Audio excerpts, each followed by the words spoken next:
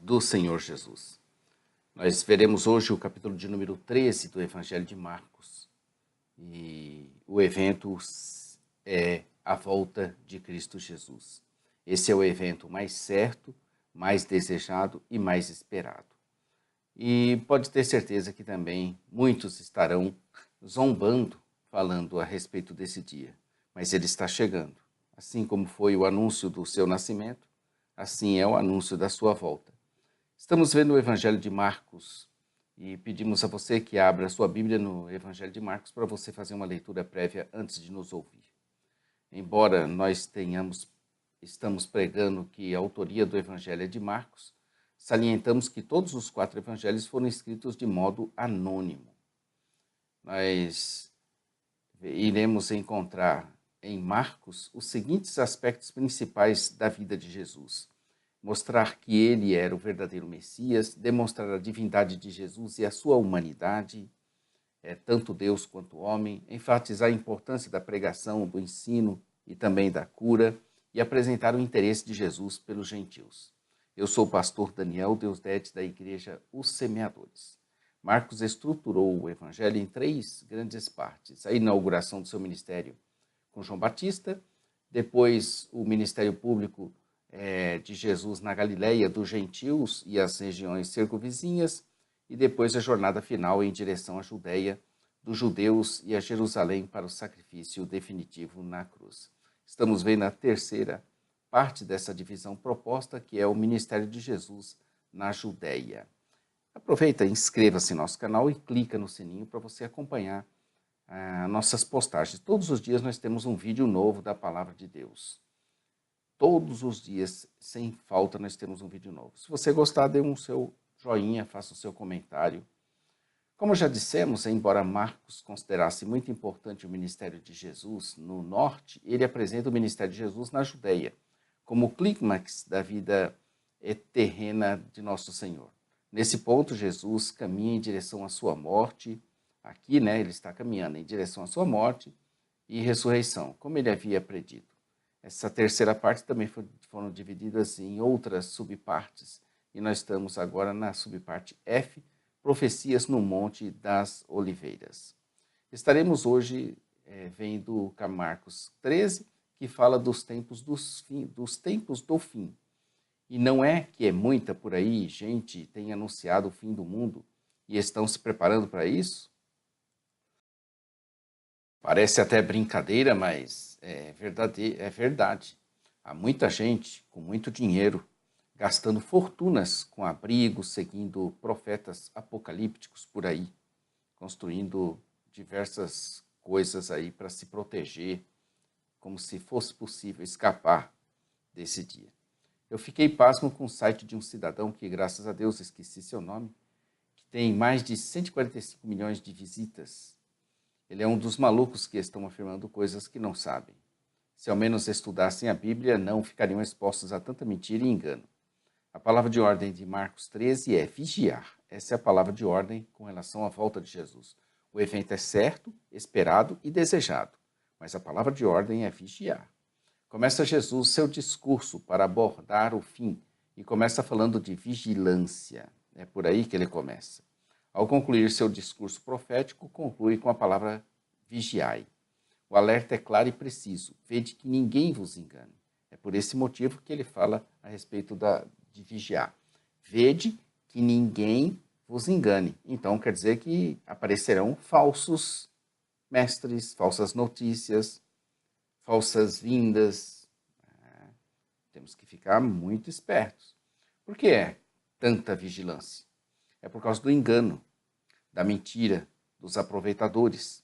Jesus então dá orientações claras sobre os tempos do fim, que nos tornam mais sábios no assunto. Vejamos em detalhes conforme vai nos ensinando a Bíblia de Estudo de Genebra, que você adquire na nossa loja virtual ou na nossa loja física no centro de Taguatinga.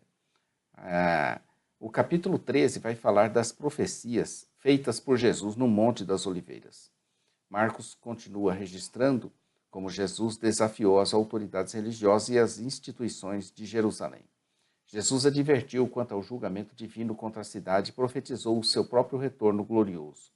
Esse capítulo é conhecido como o Pequeno Apocalipse, ou o Discurso do Monte das Oliveiras. Então, tá aí.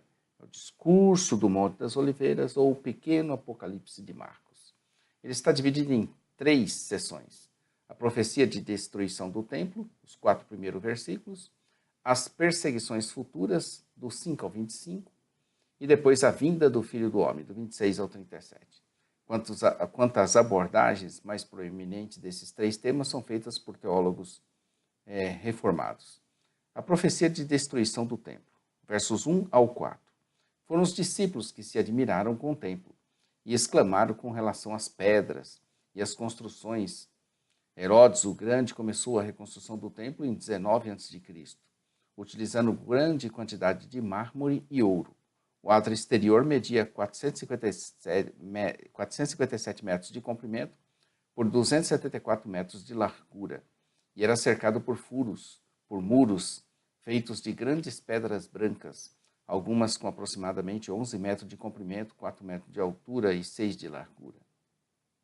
No topo desse muro havia magníficos claustros ou passarelas cobertas cujo teto era entalhado com elaborados desenhos. Em relação à admiração dos seus discípulos, Jesus afirmava, todavia, que não ficaria ali pedra sobre pedra. Jesus profetizou que Jerusalém seria saqueada e o templo queimado e destruído. Isso aconteceu no ano de 70 depois de Cristo, a mando do general romano Tito, que posteriormente se tornou imperador. Em função disso, que Pedro, Tiago, João e André lhe perguntaram em particular 2 coisas. Quando serão essas coisas? E que sinal haveria quando todas elas estivessem para se cumprir? O Evangelho de Marcos nos informa que esse ensinamento era parte de uma revelação especial concedida aos 12. A pergunta dos discípulos tinha em vista a profecia da destruição do templo. A resposta de Jesus parece levar em consideração tanto esse acontecimento imediato como a ocasião da vinda do Filho do Homem. Como ocorre em muitos anúncios proféticos, acontecimentos separados por grandes períodos de tempo são compactados num único anúncio. Os acontecimentos próximos à destruição do templo parecem antecipar aqueles associados ao retorno de Cristo, na medida que ambos incluem um severo julgamento divino. Segunda parte, as perseguições futuras. A primeira coisa que Jesus lhes fala sobre o assunto, que é do verso 5 ao 25, remete eles à necessidade de muita vigilância. Muitos declararão ser o Messias. No ano 70 a.C., Joséfo saudou os romanos como Messias. No 130 d.C., Bar Kokhba, líder de uma rebelião judaica contra os romanos, afirmou ser o Messias. Muitos outros poderiam ser acrescentados a essa lista, e esta seria gigante, considerando que até hoje, século XXI, continuam surgindo tais profetas.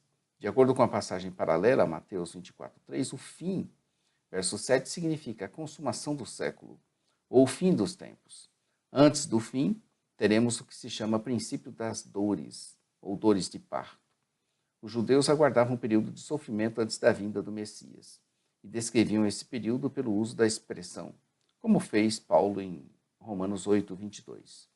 Jesus os advertia quanto à necessidade de vigilância, verso 9. O conselho da sinagoga tinha o direito de prescrever açoitamentos que eram limitados a 40.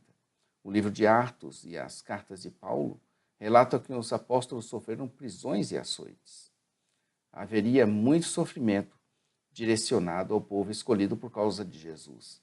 Mas Jesus dizia-lhes que seria necessário pregar o evangelho a todas as nações. O período entre a ressurreição de Cristo e a sua segunda vinda não é apenas de sofrimento e perseguição, mas também de graça e evangelização até a extremidade da terra, em cumprimento da profecia de Isaías 49:6. E é mesmo o período em que estamos vivendo. Nós estamos entre a ressurreição de Cristo e a sua segunda vinda. Então, não temos só sofrimento e perseguição, mas também temos graça e evangelização até a extremidade da terra. Essa promessa de assistência do Espírito Santo quanto ao testemunho público, verso 11, deve ser diferenciada do ministério especial do Espírito, entre os 12 para o estabelecimento da palavra apostólica referente aos fatos da pessoa e da obra de Jesus. A perseguição é muito forte, parte de irmãos, de pais, de filhos, de parentes, com o fim mesmo de matar, destruir. Por isso que haveriam de ser odiados por causa do nome de Cristo. Mas os que perseverarem até o fim serão salvos. Verso 13. É provável que essa expressão pretendesse um duplo significado. O fim pode referir-se ao final da vida de uma pessoa. Porém, para aqueles que estiverem vivos quando Jesus retornar, significará o fim dos tempos. Que fique bem claro que a perseverança não obtém a salvação, mas é prova de que a salvação verdadeira ocorreu e conduz essa salvação à sua conclusão futura quanto ao retorno de Cristo. Esse sim é o verdadeiro sentido da expressão, que diz que aquele que perseverar até o fim é que será salvo. Daniel profetizou a vinda de um rei do norte que profanaria o templo. Essa profecia foi primeiramente cumprida em 168 a.C., quando Antíoco Epifanes colocou um altar no Santo dos Santos e ali sacrificou um porco. A profanação do templo durante a destruição de Jerusalém em 70 d.C. é um cumprimento posterior. O trecho, quem bem entenda, pode ser um comentário de Marcos a seus leitores, indicando que a destruição do templo já havia ocorrido. Todavia, é mais provável que fosse uma instrução de Jesus sobre Daniel 9, 25 a 27, 11, 31, especialmente à luz do fato de que esse comentário também ocorre em Mateus 24, 15. A orientação era para que fugissem para os montes. Quando os romanos, a caminho de Jerusalém em 69 d.C., saquearam a comunidade de Qumran, os membros dessa comunidade esconderam seus preciosos manuscritos e, com certeza, a si mesmo nas cavernas das montanhas do Mar Morto.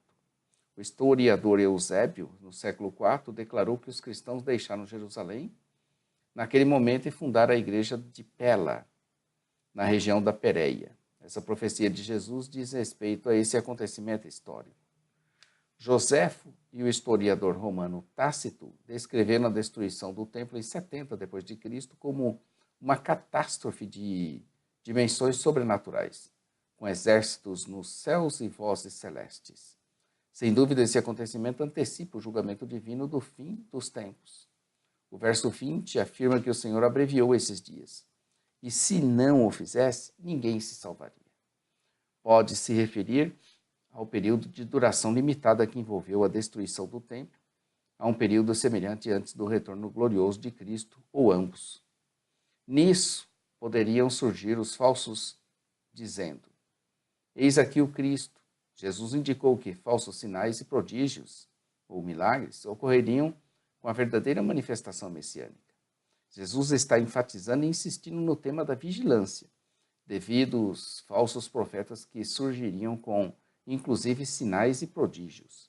Assim, naqueles dias é um termo técnico do Antigo Testamento para se referir aos últimos dias. Jesus poderia estar se referindo ao fim, verso 7, especialmente porque o verso 26 se refere ao retorno de Cristo.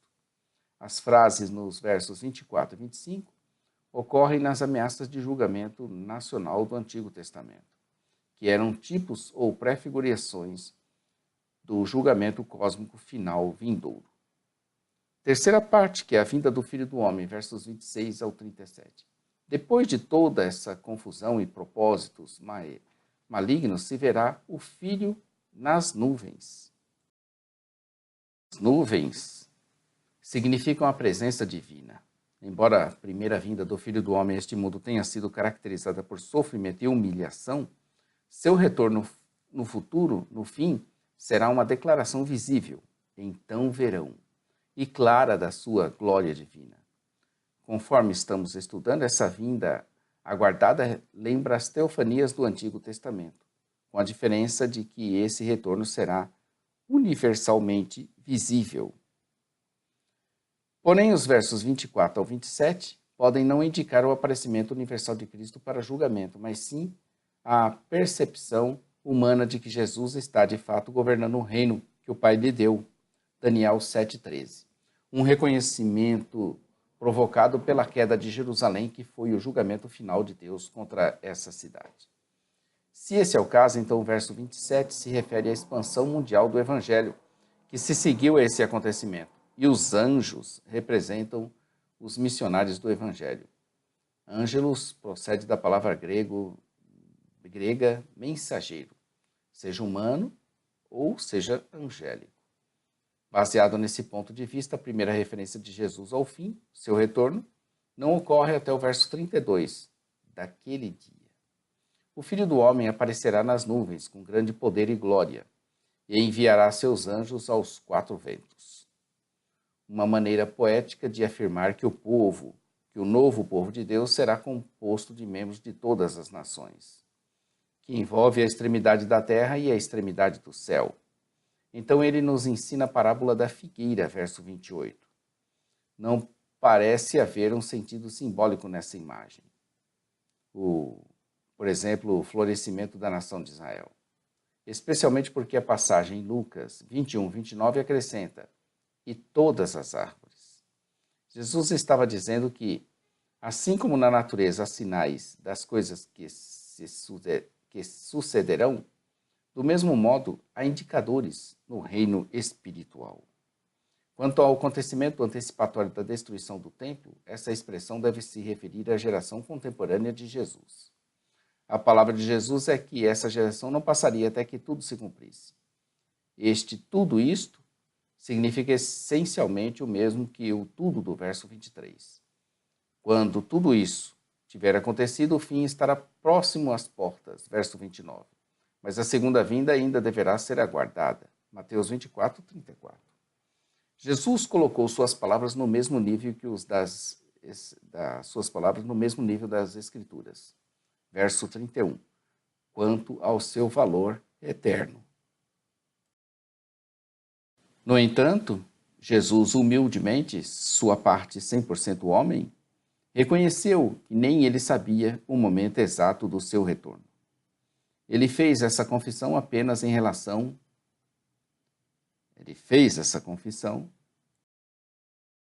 à sua natureza humana. Então ele fez essa sua confissão apenas em relação à sua natureza humana, de que ninguém, nem ele, nem o Filho conhecia. Pois quanto à sua natureza divina, Jesus é onisciente e ele tem ambas as naturezas. Marcos 13 começa: ao sair Jesus do templo, disse-lhe um dos seus discípulos: Mestre, que pedras, que construções. A admiração, pela grande obra, que pedras, que construções. E o versículo 37 de Marcos 13, engraçado que termina com a palavra vigiai. O versículo é esse: o que, porém, vos digo a todos, vigiai. Sobre o dia e a hora, a instrução é mais clara ainda. Ninguém sabe. Não sabemos a hora da chuva, mas discernindo os sinais podemos perceber que a chuva está para chegar. Dá tempo de você pegar o guarda-chuva, procurar abrigo. É dessa forma que Jesus instrui as suas ovelhas. Uma outra curiosidade em relação aos eventos que nós estamos aguardando e que devemos vigiar é a associação deles com as festas judaicas. Pode ver que todo evento da festa judaica, das festas, dessas festas principais que estão no Pentateuco, elas guardam ligação com Jesus em algum aspecto. A sua morte, por exemplo, ocorreu no mesmo dia em que o cordeiro era imolado no sacrifício, na sexta-feira da Paixão. A sua ressurreição ocorreu no mesmo dia em que um molho era apresentado nas primícias, a festa das primícias, que era o terceiro dia depois da morte do cordeiro. Era a festa das primícias. O primeiro molho era apresentado ao sacerdote como que dizendo que toda a colheita estava sendo aprovada. Então, o primeiro fecho do molho era apresentado ao sacerdote, ele abençoava aquele e dizia assim que toda a colheita estava abençoada. Mesma coisa com Cristo. Cristo, ele é as primícias. Quando ele foi apresentado a Deus, ele foi aceito. Então, ele tornou aceita todos nós que fazemos parte da colheita dele. Foi o evento das primícias. E a festa de Pentecoste, que é a descida do Espírito Santo, ocorreu 50 dias após. Também guarda relação com a festa judaica. Assim também nós devemos estudar essas festas e prestar atenção nos tempos e nas estações e não seremos pegos desprevenidos. Então, inscreva-se no nosso canal, clica no sininho para fazer acompanhamento, dá o seu joinha se você gostou, faça a sua contribuição, colaboração, comente aí quando que você acha que vai acontecer esse evento e o que devemos fazer para estarmos atentos, né? A palavra de ordem é vigiai. Então fiquem com Deus. Temos a palavra escrita que você pode encontrar no jamaisdesista.com.br. Nossa loja virtual, ossemeadores.com.br, nosso programa de rádio, radio.ossemeadores.com. Maranata, ora, ora, vem, Senhor Jesus. Está vindo. Vigiai.